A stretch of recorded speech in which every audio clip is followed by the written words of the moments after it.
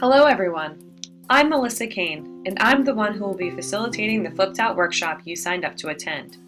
We'll meet in person on Monday, but before then, I thought it would be helpful for you to hear a little about me and how I came to be the one leading a workshop about the flipped classroom.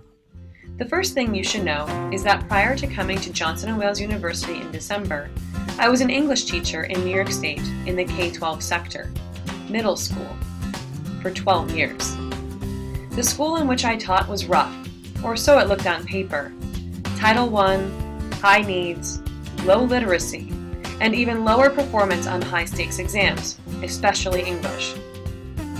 Einstein once said that the definition of insanity is doing the same thing over and over again and expecting different results. What we were doing as a school wasn't working. The trends had become an expectation, and in my eyes, something pedagogically needed to change. That's when I discovered the flipped classroom. First, casually in an ASCD article I happened upon, and then in a book that I'd adopted as my summer project. I've always liked experiments, so I bit down on this one. I spent that summer throwing away my former lessons and flipping my entire curriculum. My colleagues watched in horror at my experiment, and they weren't afraid to tell me that they thought I was crazy. My flipped classroom started small at first. A video lecture with some closed notes were assigned at night, once or twice a week, and an activity to transform learning was completed in class.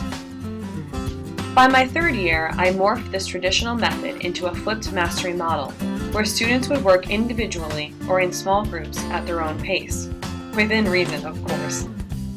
I'll talk more on Monday about the different methods of the flipped classroom, so that you can get an idea for what may work in your own classroom with your own style of teaching.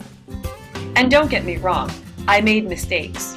There were mountains of challenges that didn't always seem conquerable.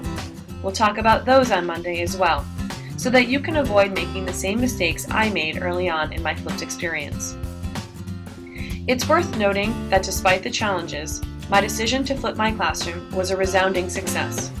Nearly all of the 350 plus students with whom I flipped my English class showed significant individual growth during the year they spent in my classroom. It was enough to make me a believer, and I hope to help you become a believer in this style of pedagogy too.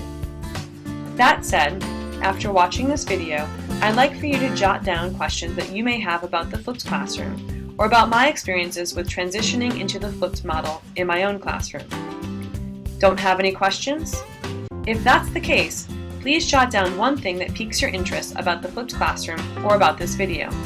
Bring your notes to our 11:30 session on Monday that will be held at the Faculty Resource Center in Richmond. I look forward to meeting you face-to-face on Monday. Have a great weekend. Created using Powtoon.